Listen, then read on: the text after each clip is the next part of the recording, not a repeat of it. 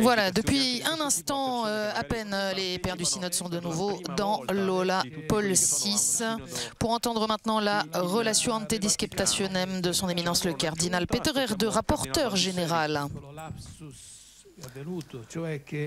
Ho dimenticato di dire che ci sarà anche un messaggio, non soltanto il documento finale, ma anche un messaggio.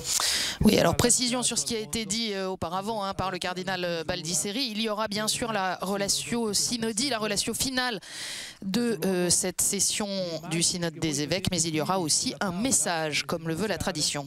Questa immagine della Sacra Famiglia è stata regalata dalla conferenza episcopale della Repubblica Democratica del Congo in visita a Limina.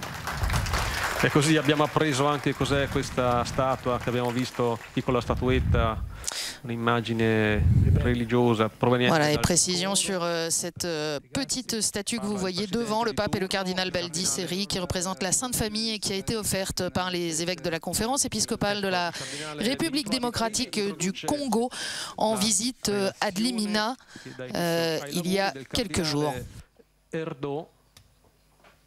Et nous écoutons maintenant donc la relatio du cardinal Erde, rapporteur général du synode. Très Saint Père, excellent Père synodaux, chers frères et sœurs, le Christ est notre premier être, notre unique Seigneur. Lui seul possède les paroles de la vie éternelle. Ceci vaut également pour la vocation humaine et la famille. Le message du Christ n'est pas commode, mais exigeant. Il requiert la conversion de nos cœurs. Et en même temps, c'est une vérité qui nous libère.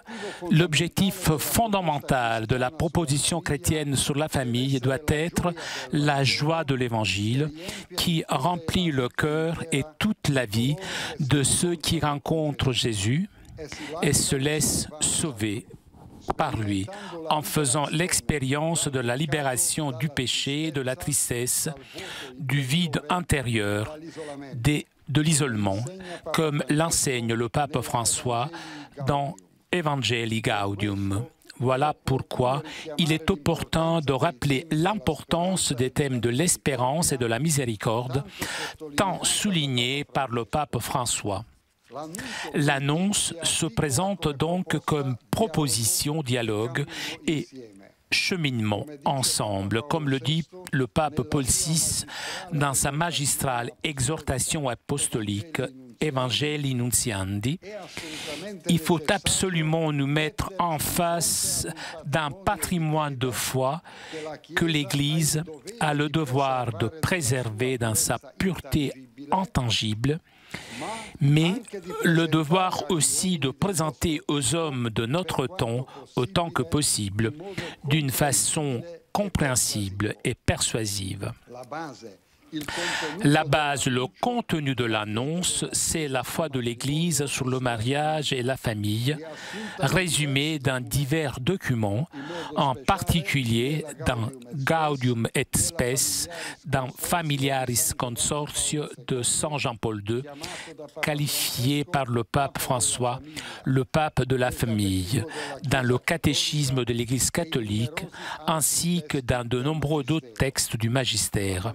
La famille d'aujourd'hui est non seulement objet d'évangélisation, mais aussi sujet premier de l'annonce de la bonne nouvelle du Christ dans le monde. Par conséquent, la compréhension et l'actualisation permanente de l'évangile de la famille que l'Esprit suggère à l'Église sont nécessaires. Les problématiques familiales les plus graves doivent être considérées comme un signe des temps qu'il faut discerner à la lumière de l'Évangile, à lire avec les yeux et le cœur du Christ et avec le regard qu'il pose chez Simon le pharisien. L'évangile de la famille dans le contexte de l'évangélisation, méthode de discernement sur la famille. La recherche des réponses pastorales s'accomplit dans le contexte culturel de notre époque. Beaucoup de nos contemporains éprouvent des difficultés à raisonner logiquement, à lire de longs textes. Nous vivons dans une culture de l'audiovisuel, des sentiments, des expériences émotionnelles et des symboles. Dans bon nombre de pays, même dans les pays les plus sécularisés, les lieux de pèlerinage sont toujours plus fréquentés. Des dizaines de milliers de conjoints vont par exemple au sanctuaire marial de Šaštín en Slovaquie pour demander à la Vierge de les aider à résoudre leurs problèmes conjugaux. Beaucoup perçoivent leur vie non pas comme un projet, mais comme une série de moments dans lesquels la valeur suprême est de se sentir bien, d'être bien. Dans cette optique, tout engagement stable semble à craindre. Le futur apparaît comme une menace, car il peut arriver que nous nous sentions moins bien à l'avenir. Même les rapports sociaux peuvent apparaître comme des limitations et des obstacles. Respecter, vouloir le bien d'une autre personne peut aussi demander des renoncements. L'isolement est donc souvent lié à ce culte du bien-être momentané. Cette culture générale se reflète dans un grand nombre de réponses aux questionnaires préparatoires de cette assemblée synodale. Ces réponses présentent un fait quasiment global, à savoir la diminution des mariages civils, toujours plus typique de vivre ensemble, sans aucun mariage religieux ou civil. Échapper aux institutions apparaît comme un signe d'individualisation, mais aussi comme un symptôme de crise d'une société désormais appesantie par les formalismes, les obligations et la bureaucratie. Fuir les institutions semble donc un signe de pauvreté, de faiblesse de l'individu face à la complexité envahissante des structures. C'est dans ce contexte que nous devons annoncer l'évangile de la famille.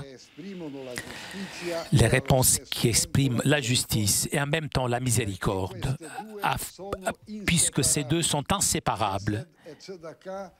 Miséricorde et justice sont, dans l'Ancien Testament, la propriété de Dieu et coïncident en lui. Nous confions nos travaux à son aide. Il faut souligner que l'évangile de la famille est avant tout la bonne nouvelle d'une grâce donnée par l'Esprit dans le sacrement du mariage. C'est une possibilité nouvelle offerte à la fragilité de l'homme à accueillir et à célébrer avec joie et gratitude, tant au niveau personnel que communautaire. Les obligations découlant du mariage ne doivent certes pas être oubliées, mais mises en évidence comme exigence du don, car le don même les rend possibles. La mise en garde du pape François est tout à fait opportune à cet égard. Si quelque chose doit sainement nous préoccuper et inquiéter notre conscience, c'est que tant de nos frères vivent sans la force, la lumière et la consolation de l'amitié de Jésus-Christ, sans une communauté de foi qui les accueille, sans un horizon de sens et de vie. L'entière et claire vérité de l'Évangile apporte cette lumière, ce sens, cette espérance dont l'homme d'aujourd'hui a tant besoin.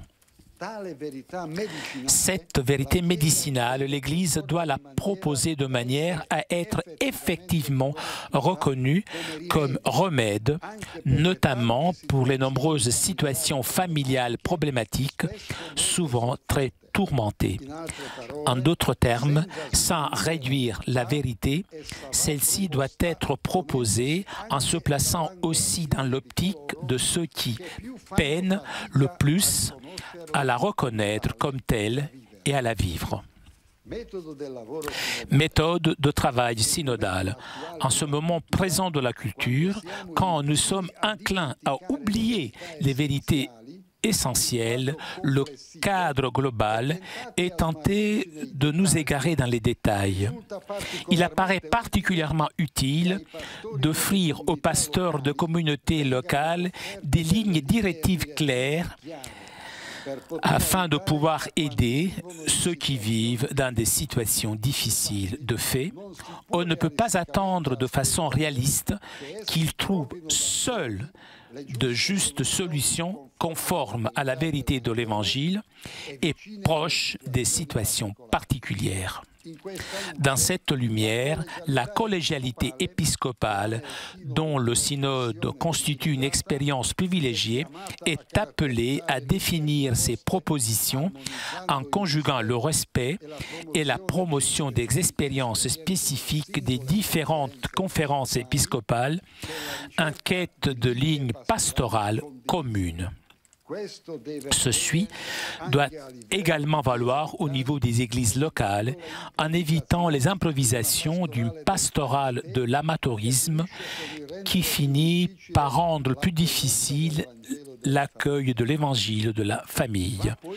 Il faut rappeler par ailleurs que l'Assemblée synodale extraordinaire de 2014 représente la première étape d'un parcours ecclésial qui débouchera sur l'Assemblée ordinaire de 2015. Il s'ensuit que le langage et les indications doivent favoriser l'approfondissement théologique le plus noble pour écouter avec la plus grande attention le message du Seigneur, en encourageant à la fois la participation et l'écoute de toute la communauté des fidèles.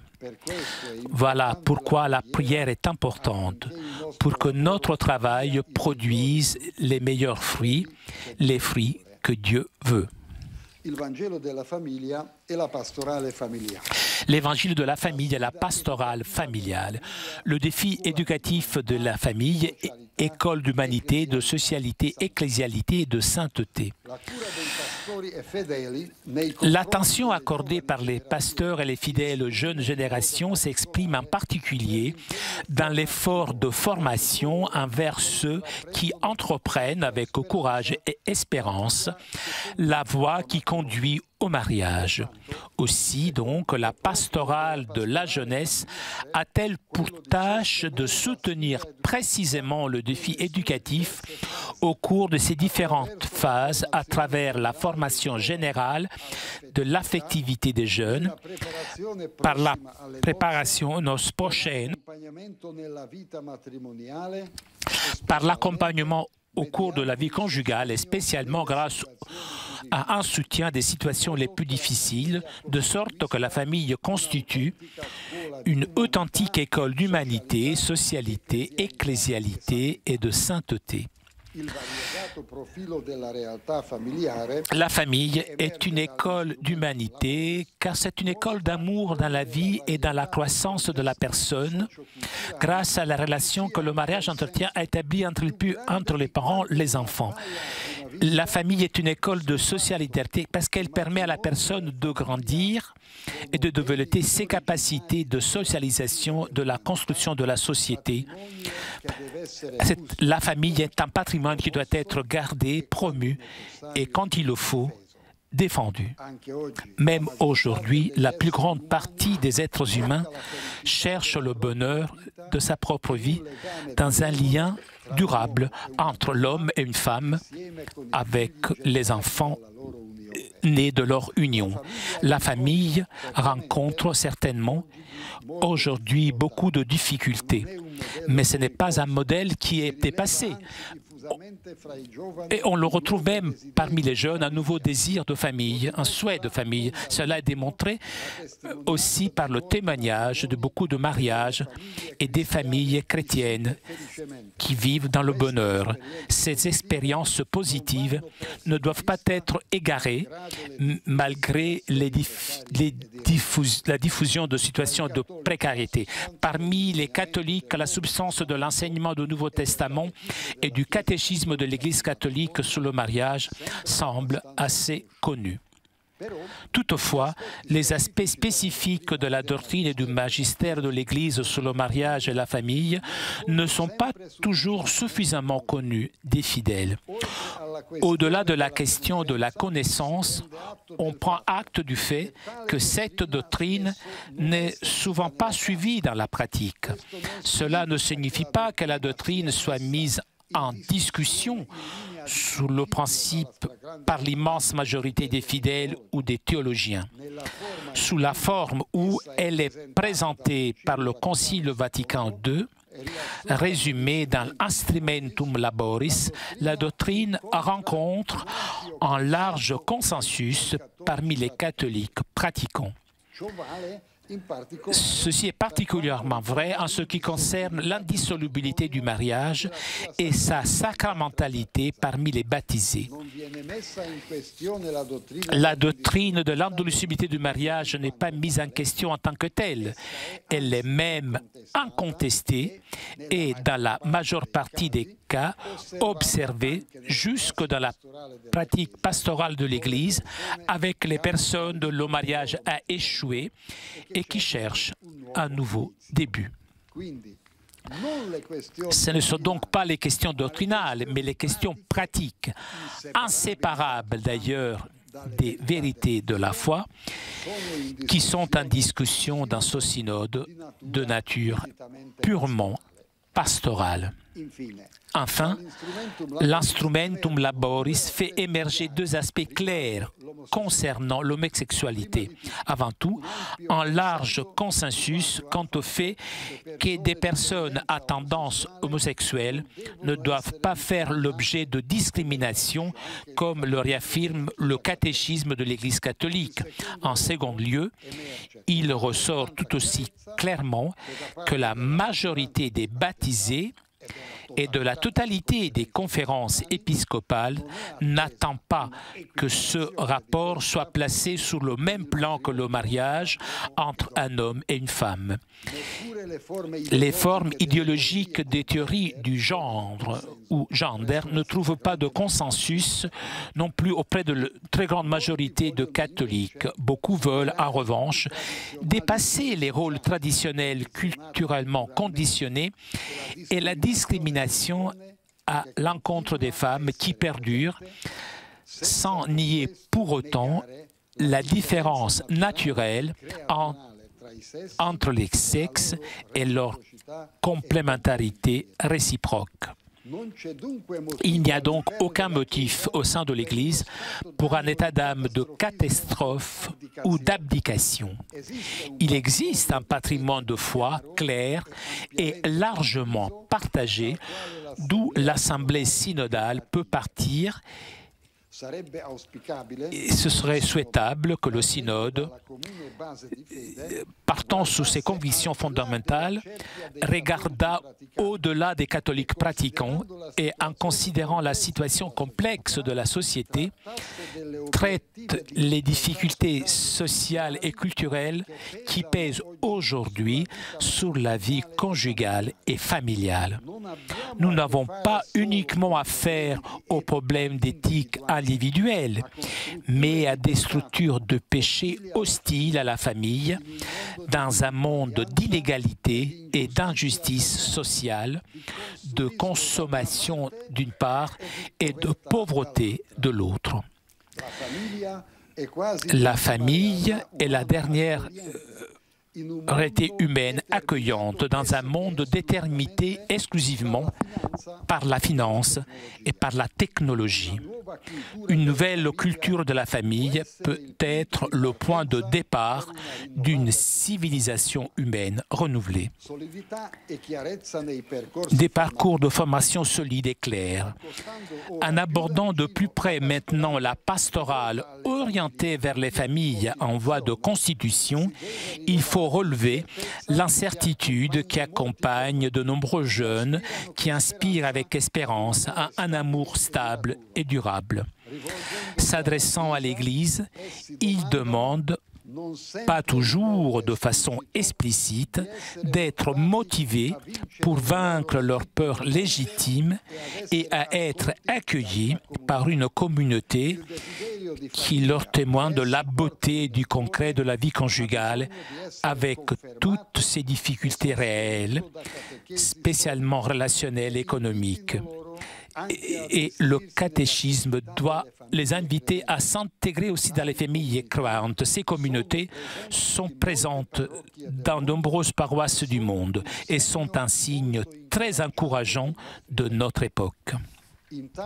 En ce sens, il faut accompagner les futurs mariés vers une conscience claire de ce que c'est le mariage dans le dessein du Créateur, alliance qui a toujours la dignité sacramentelle parmi les baptisés. Les éléments substantiels et les propriétés essentielles, unicité, fidélité, fécondité de ce dessein, s'ils ne sont pas respectés mais exclus par un acte positif de volonté, rendent le mariage invalide. D'autre part, la foi personnelle facilite l'accueil de la grâce sacramentelle par laquelle le mariage chrétien est corroboré en poursuivant de façon responsable ces biens essentiels. Sous l'influence de la culture dominante, il y en a qui se réservent le droit de ne pas observer la fidélité conjugale, de divorcer, de se remarier si le mariage ne marche pas, ou de ne pas s'ouvrir à la vie. La sereine et courageuse assumption de cette responsabilité, en revanche, peut être signe d'un choix personnel de foi sans laquelle le sacrement, même si valable, n'est pas efficace. Le mariage, en effet, outre à être un rapport personnel, est un lien spirituel, mais il est nécessairement aussi une institution de la société. Cela veut dire que la condition matrimoniale de la personne devant Dieu, réalité non perceptible avec les sens humains, doit être aussi accueillie de la façon la plus vraie possible par la communauté. Par conséquent, certaines présomptions sont indispensables en ce qui concerne l'état matrimonial de la personne. De la nature même des présomptions découle cependant la possibilité de la divergence entre la condition présumée et la condition réelle, sacramentelle de la personne.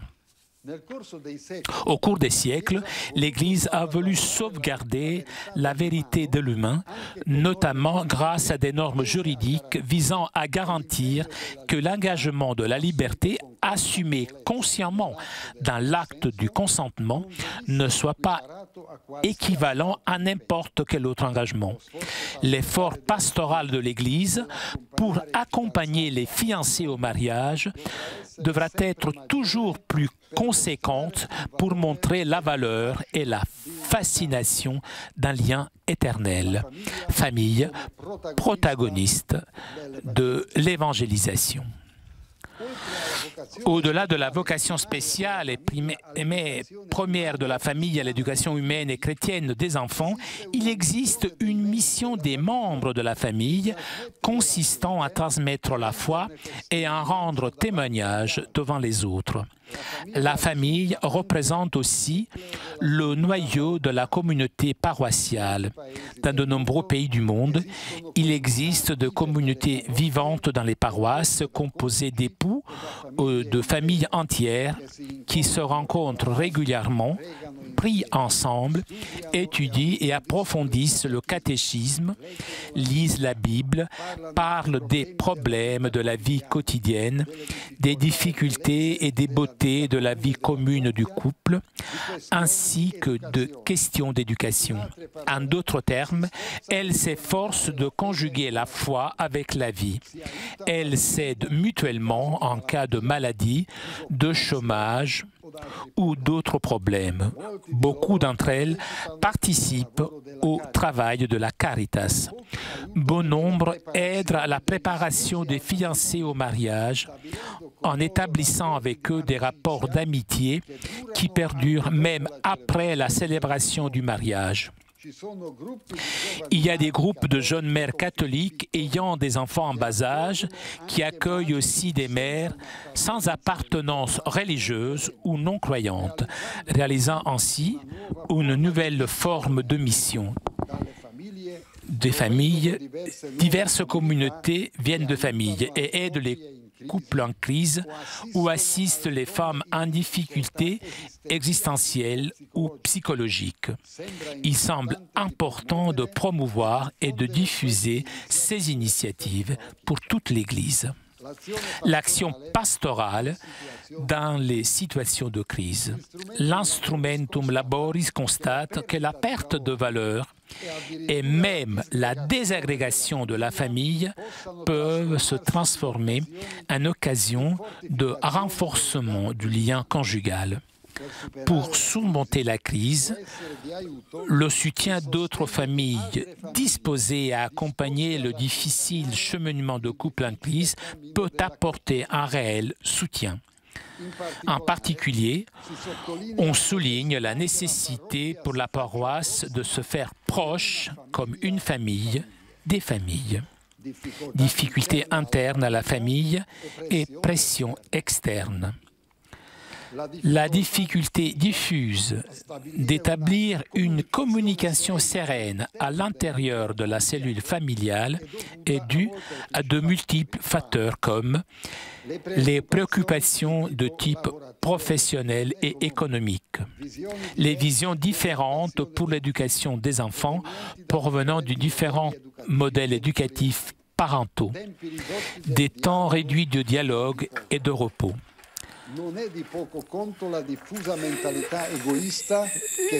Enfin, la mentalité égoïste si répandue qui se ferme à la vie n'est pas négligeable non plus avec la préoccupation croissante de la pratique à l'avortement.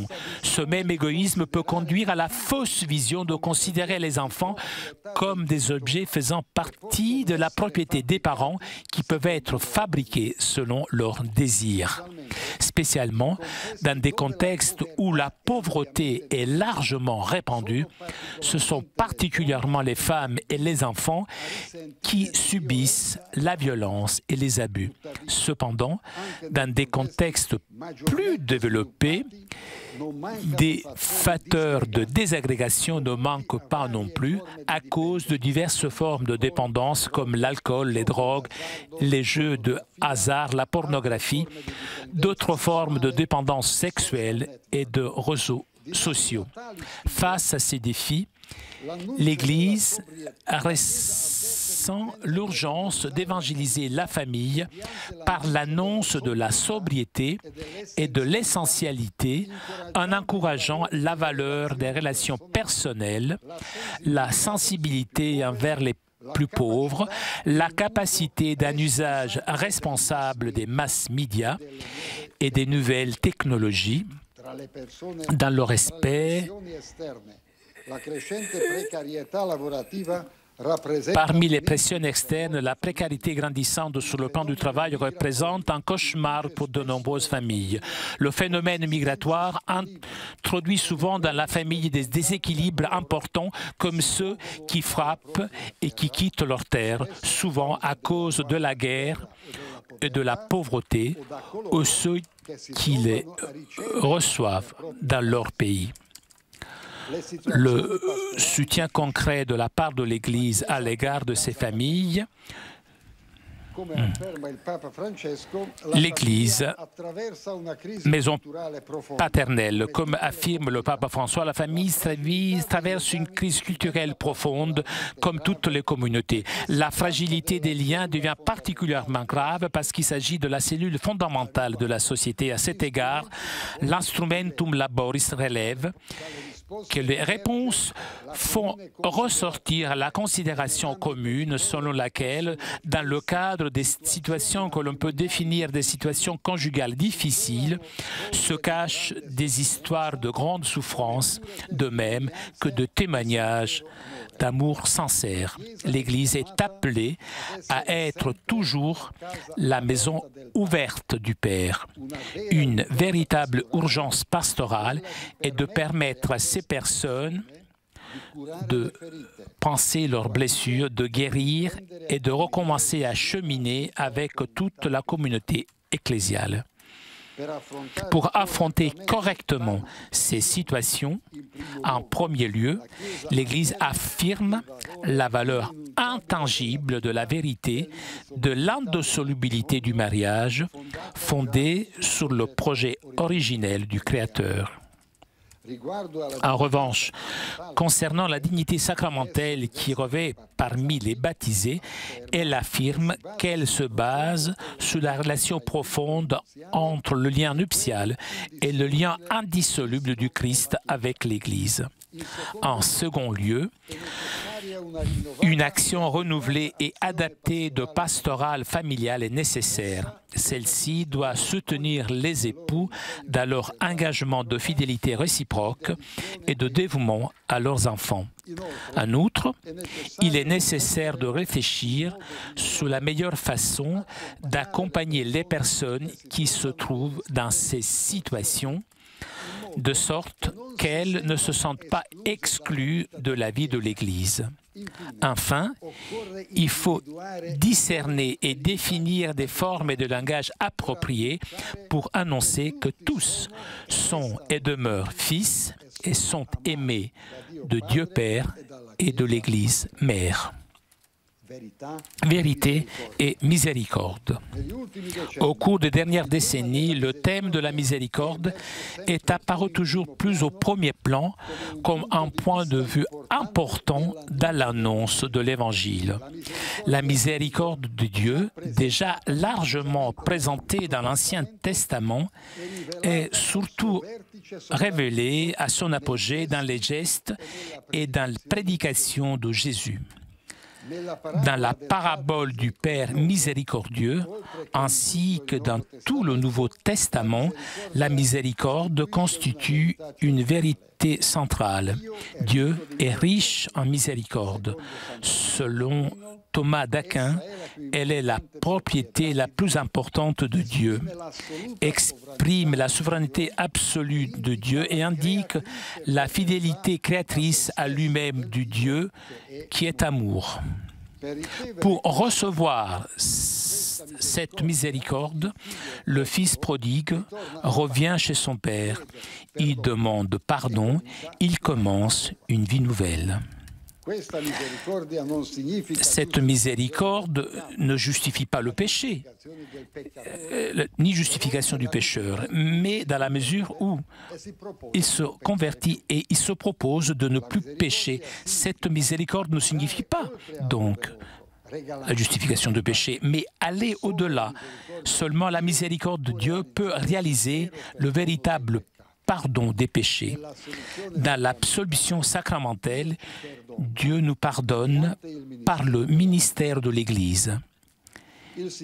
La signification de la miséricorde pour l'Église d'aujourd'hui a été mise en relief par Saint Jean XXIII à l'ouverture du Concile Vatican II. Il a déclaré que l'Église de tout temps doit s'opposer à l'erreur. Cependant, aujourd'hui, elle doit recourir à la médecine de la miséricorde plus qu'aux armes de la rigueur. De la sorte, le pape a donné cette tonalité fondamentale au Concile. Saint Jean-Paul II a repris cette question dans sa seconde encyclique Dives in Misericordia et a consacré le deuxième dimanche du temps pascal à la divine miséricorde. Le pape Benoît XVI a approfondi ce thème dans l'encyclique Deus Caritas Est. Dès le début de son pontificat, le pape François a réaffirmé « Dieu ne se fatigue jamais de nous pardonner, jamais. Nous, parfois, nous nous fatiguons de demander pardon. » Dans le cas de la famille, du mariage, de la signification de son indissolubilité, valent les paroles du pape François. Le salut que Dieu nous offre est œuvre de sa miséricorde. Il n'y a pas d'action humaine, aussi bonne soit-elle, qui nous fasse mériter un si grand don. Dieu est envoyé par le Christ comme sacrement du salut offert par Dieu. Elle est le lieu de la miséricorde gratuite où tout le monde peut se sentir accueilli, aimé, pardonné et encouragé à vivre selon la bonne vie de l'Évangile. La miséricorde, comme thème central de la révélation de Dieu, est en somme importante pour l'herméneutique de l'action ecclésiale. Naturellement, elle n'élimine pas la vérité et ne la relativise pas, mais elle conduit à l'interpréter correctement dans le cadre de la hiérarchie de la vérité. Elle n'élimine pas non plus l'exigence de la justice. La miséricorde n'annule pas non plus les engagements qui naissent des exigences du lien conjugal. Ceci continue à subsister même lorsque l'amour humain s'est affaibli ou a cessé. Cela signifie que, dans le cas d'un mariage sacramentel consommé après un divorce, tant que le premier conjoint est encore en vie, un second mariage reconnu par l'Église n'est pas possible. Les concubinages et les mariages civils, comme cela a été relevé à partir des réponses au questionnaire et résumé dans l'Instrumentum Laboris, les situations difficiles ou irrégulières sont diverses et on ne peut pas établir pour toutes, sous forme rigide, un même parcours. Il faut discerner cas par cas. En ce sens, une dimension nouvelle de la pastorale familiale actuelle consiste à saisir la réalité des mariages civils et, une fois les différences dûment établies, celle des concubinages aussi. En effet, quand l'union atteint une grande stabilité à travers un lien public, qu'elle est caractérisée par une affection profonde, qu'elle assume sa responsabilité vis-à-vis de sa progéniture et procure une capacité de résister aux épreuves, elle peut être vue comme un germe à accompagner dans le développement vers le sacrement du mariage. Très souvent, le concubinage s'établit non pas en vue d'un avenir conjugal possible, mais sans aucune intention d'établir un rapport institutionnel. L'Église ne peut pas ne pas saisir, même dans des situations qui sont à première vue éloignées des critères répondant à l'Évangile, une occasion de se faire proche des personnes, afin de les faire parvenir à une décision consciente, vraie et juste de leur rapport. Il n'existe aucune situation humaine qui ne puisse devenir pour l'Église une occasion de trouver des langages appropriés pour faire comprendre la valeur de l'union matrimoniale et de la vie familiale à la lumière de l'Évangile. La pastorale divorciée remariée, avant tout, La question de divorcer remanié civilement n'est qu'un problème parmi le grand nombre de défis pastoraux aujourd'hui fortement ressentis. Il faut même relever que dans certains pays, ce problème ne se pose pas dans la mesure où le mariage civil n'existe pas. Dans d'autres pays, le pourcentage de divorcés remariés tend à diminuer en raison de la volonté de ne pas contacter un nouveau mariage, pas même civil, après l'échec du premier. Sur la base des réponses mentionnées dans le questionnaire, il apparaît que ce problème revêt des accents différents selon les diverses régions du monde. À la lumière de ce qui a déjà été dit, il ne s'agit pas de mettre en question la parole du Christ et la vérité de l'indissolubilité du mariage, ni même de considérer de fait qu'elles ne sont plus en vigueur. En outre, ce serait faire fausse route que de se concentrer uniquement sur la question de la réception des sacrements. La réponse peut donc être cherchée dans le contexte d'une plus vaste pastorale des jeunes et de la préparation au mariage. Un accompagnement intensif de mariage de la famille est nécessaire, en particulier dans les situations de crise. En ce qui concerne les divorcés qui se sont remariés civilement, nombreux sont ceux qui rappellent qu'il faut tenir compte de la différence entre ceux qui ont consciemment rompu le mariage et ceux qui ont été abandonnés. La pastorale de l'Église devrait prendre tout particulièrement soin d'eux. Les divorcés remariés civilement appartiennent à l'Église. Ils ont besoin et ils ont le droit d'être accompagnés par leur.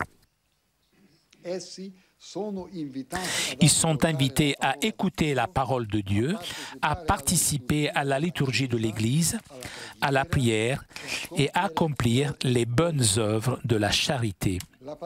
La pastorale de l'Église doit prendre soin d'eux de façon toute spéciale, en tenant compte de la situation de chacun. D'où la nécessité d'avoir au moins dans chaque église particulière un prêtre dûment préparé qui puisse préalablement et gratuitement conseiller les parties sur la validité de leur mariage. De fait, de nombreux époux ne sont pas conscients des critères de validité du mariage et encore moins de la possibilité de l'invalidité. Après le divorce, cette vérification doit être menée à bien dans un contexte de dialogue pastoral sur les causes de l'échec du mariage précédent, en discernant les éventuels motifs de nullité. En même temps, il faut éviter toute apparence d'une simple procédure bureaucratique reposant sur des intérêts économiques. Si tout cela s'y déroule dans le sérieux et dans la recherche de la vérité, la déclaration de nullité entraînera une libération des consciences des parties. La pratique canonique des causes matrimoniales est la voie extrajudiciaire. Et n'ayant bien présent ce qu'a relevé l'Instrumentum Laboris à propos de la vaste requête de simplification des causes matrimoniales du point de vue pastoral et en tenant compte de la diffusion de la mentalité favorable au divorce, pour ce qui est la célébration valide du sacrement, il ne semble pas hasardeux, comme je viens de l'évoquer, d'estimer que bon nombre de mariages célébrés à l'Église peuvent résulter non valides. Pour vérifier d'une manière efficace et aisée l'éventuelle nullité du lien, il semble à beaucoup qu'il faille revoir en premier lieu le caractère obligatoire de la double sentence conforme pour la déclaration de nullité du lien matrimonial en ne procédant au deuxième degré qu'un cas d'appel d'une ou des deux parties, ou encore de la part de défenseurs du lien, dans un laps de temps défini. Une éventuelle solution de ce genre devrait, en tout cas, éviter tout aspect mécanique et l'impression de la concession d'un divorce. Toutefois, dans certains cas, d'autres garanties pourraient être nécessaires, par exemple, l'obligation du défenseur du lien de faire appel afin d'éviter des solutions injustes et scandaleuses. En deuxième lieu, en raison de larges mentalités favorables au divorce de nombreuses sociétés déjà évoquées et vu la pratique des tribunaux civils qui prononcent les sentences de divorce, il arrive fréquemment que les parties qui célèbrent un mariage canonique le fassent en se réservant le droit de divorcer et de contracter un autre mariage en présence des difficultés dans la vie commune. Cette simulation, même sans une pleine conscience de cet aspect ontologique et canonique, rend le mariage invalide. Pour prouver la dite exclusion de l'indissolubilité, la confession suffit de la partie stimulante, confirmée par les circonstances et par d'autres éléments. S'il en est déjà ainsi dans le processus judiciaire, on peut penser, pour certains, à la production de la preuve dans le cadre d'un processus administratif. En outre, selon des propositions qui font autorité, il faudrait évaluer l'importance de l'intention de la foi des futurs époux quant à la validité du mariage sacrement, selon les principes généraux selon lesquels il est nécessaire pour que le sacrement soit valide et qu'il y ait l'intention de faire ce que fait l'Église. Cette voie extrajudiciaire qui vient d'être prononcée pourrait prévoir, selon eux, un itinéraire de connaissance, de discernement et d'approfondissement qui, dans le cas de la présence des conditions d'invalidité, pourrait culminer dans la déclaration de nullité faite par l'évêque diocésain. En troisième lieu, il faut tenir compte du fait que pour résoudre certains cas, la possibilité existe d'appliquer le privilège paulinien ou de recourir au privilège pétrinien dans le cas de mariage contracté avec une disparité de culte. Et enfin, il faut aussi tenir compte de la possibilité de la dissolution par grâce du mariage conclu et non consommé. La pratique des églises orthodoxes.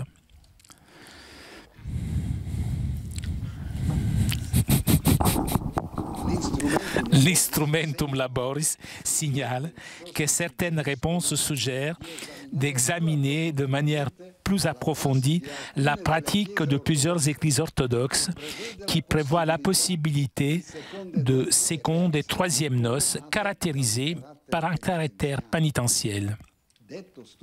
Cette étude s'avère nécessaire pour éviter des interprétations insuffisamment fondées. Ce thème souligne l'importance de l'étude de l'histoire de la discipline et de l'Église en Orient et en Occident. À cet égard, on pourrait réfléchir sur la contribution possible de la connaissance de la tradition disciplinaire, liturgique et doctrinale des églises orientales. La famille et l'évangile de la vie.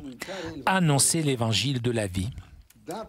Étant donné la diversité culturelle et des traditions au sein des diverses réalités qui composent l'Église catholique, l'apport des différentes conférences épiscopales apparaît d'une grande aide dans l'œuvre d'évangélisation, d'inculturation de l'Évangile. Pareillement à ce qui se réalise dans la communion épiscopale, il est nécessaire que cette synergie dans l'annonce s'effectue sub petro et cum petro. L'ouverture à la vie ne s'ajoute pas par contrainte externe ou par un choix indiscutable ou facultatif à l'amour conjugal. Il en constitue une part essentielle, une exigence intrinsèque, car cet amour tend à la communion et la communion engendre la vie. Dans le monde occidental, il n'est pas rare de rencontrer des couples qui choisissent délibérément de ne pas avoir d'enfants, situation paradoxalement semblable à celle de ceux qui font tout pour en avoir. Dans les deux cas, la possibilité d'engendrer un enfant est nivelée sur sa propre capacité d'autodétermination, ramener à une dimension de projet qui se place soi-même au centre, ses désirs, ses attentes, ses réalisations de ses propres projets qui ne tiennent pas compte de l'autre. La famille dans le contexte relationnel. Il est cependant aussi vrai que l'accueil de la vie et la prise de responsabilité en fonction de l'engendrement de la vie et du soin qu'elle requiert ne sont possibles que si la famille ne se conçoit pas comme un fragment isolé, mais comme étant inséré dans un tissu de relations. On se prépare à accueillir vraiment l'enfant si l'on se situe à l'intérieur d'une réalité de relations parentales, amicales, institutionnelles, tant civiles qu'ecclésiales. Il devient toujours plus important de ne pas laisser la famille, les familles seules, mais d'accompagner et de soutenir leur chemin. Pour que l'on puisse vraiment accueillir la vie dans la famille et en prendre toujours bien soin, de la conception jusqu'à la mort naturelle, il est nécessaire de retrouver le sens d'une solidarité diffuse et concrète, retrouver la responsabilité formative de la communauté, en particulier de la communauté ecclésiale. Il faut dépasser la tendance à la privatisation des affections. Le monde occidental risque de faire de la famille une réalité confiée exclusivement au choix de l'individu, totalement détaché d'un cadre normatif et institutionnel. Une telle privatisation rend les liens familiaux plus fragiles et les vide progressivement du sens qui leur est propre. La relation qui donne vie à une famille, les relations qui s'établissent en son sein, sont des points de rencontre entre la dimension privée et la dimension sociale. Dans la vie de la famille, on fait l'expérience de la façon dont les choix les plus intimes du sujet sont habités par une dimension de transcendance. À travers les époux, leur ouverture concrète à l'engendrement de la vie, on expérimente un mystère qui nous transcende. L'amour qui unit les deux conjoints et qui devient principe de vie nouvelle. C'est l'amour de Dieu. La responsabilité de l'Église et l'éducation. L'Église ne se limite pas à dire aux fidèles et aux hommes de bonne volonté ce qu'ils doivent faire, mais elle se fait solidaire avec eux. Elle partage leurs espoirs, leurs désirs, leurs difficultés. Ceci est signe fort de crédibilité aux yeux du monde. Une attention particulière doit être destinée en ce sens à l'éducation de l'affectivité et de la sexualité. En effet, il faut avant tout savoir les apprécier et annoncer leurs valeurs. Il faut réaffirmer dans cette optique l'importance des parcours de formation. Le témoignage de la part des adultes ajoute de la crédibilité aux idéaux qui doivent être présentés avec clarté. En même temps, il apparaît nécessaire d'éviter toute banalisation, superficialité, forme de tolérance qui naissent d'une indifférence substantielle et d'une incapacité d'attention. En outre, il apparaît nécessaire de poursuivre dans la voie de la proposition de la vision personnaliste de l'amour conjugal définie par le Vatican II, compte tenu aussi des grands défis que constitue la façon de présenter l'amour et la famille dans de nombreux mass médias. C'est là encore un thème qui requiert davantage d'études. Thème concernant Humane Vitae. À partir de ces perspectives, il est possible de reproposer positivement le message de l'Humane Vitae à travers une herméneutique historique adaptée, capable de saisir les facteurs historiques et les préoccupations qui ont présidé à la rédaction du texte de Paul VI. En d'autres termes, il faut relire l'encyclique dans la perspective que Paul VI lui-même indiquait pendant l'audience du 31 juillet 1968. Ce n'est pas seulement la déclaration d'une loi morale négative, c'est-à-dire l'exclusion de toute action qui se proposerait de rendre impossible la procréation, mais c'est surtout la présentation positive de la moralité conjugale en vertu de sa mission d'amour et de fécondité, dans la vision intégrale de l'homme et de sa vocation non seulement naturelle et terrestre, mais aussi surnaturelle et éternelle. Ce n'est pas le traitement complet dans ce qui concerne de l'homme, en ce qui concerne le mariage, l'honnêteté des mœurs, domaine immense sur lequel le magistère de l'Église pourra et devra sans doute revenir avec un dessin plus ample, organique et synthétique. Conclusion. Si nous considérons les origines du christianisme, nous constatons qu'il est parvenu à être accepté et accueilli malgré tous les refus et la diversité culturelle, en raison de la profondeur et de la force intrinsèque de son message. De fait, il a réussi à illuminer la dignité de la personne à la lumière de la révélation, notamment en ce qui concernait l'affectivité, la sexualité et la famille. Le défi à accueillir de la part du synode est précisément de réussir à proposer à nouveau au monde d'aujourd'hui, si semblable par certains aspects à celui des premiers temps de l'Église, la fascination du message chrétien concernant le mariage et la famille, en soulignant la joie qu'il donne, mais en même temps d'apporter des réponses vraies et claires, tout en mettant en évidence que le fait que la vraie liberté morale ne consiste pas à faire ce que l'on ressent, mais on ne vit pas seulement d'émotions, mais se réalise uniquement en acquérant le vrai bien. Concrètement, il nous semble avant tout devoir nous placer aux côtés de nos sœurs et frères dans l'esprit du bon samaritain, être attentifs à leur vie, en particulier être proches de ceux qui ont été blessés par la vie et qui attendent une parole d'espérance que, nous le savons, seul le Christ peut nous donner. Le monde a besoin du Christ, le monde a aussi besoin de nous, car nous appartenons au Christ. Merci.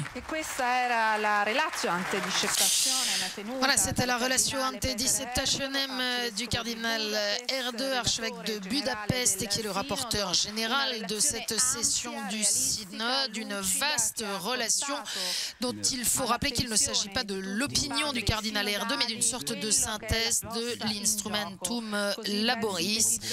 Voilà donc les travaux maintenant qui vont débuter dans l'aula du synode pour les évêques. Merci à tous ceux qui nous ont permis de vivre en direct cette séance d'ouverture. Je vous rappelle que nous suivons pendant 15 jours à travers une programmation spéciale et de nombreux entretiens les travaux du synode sur les défis pastoraux de la famille dans le contexte de l'évangélisation.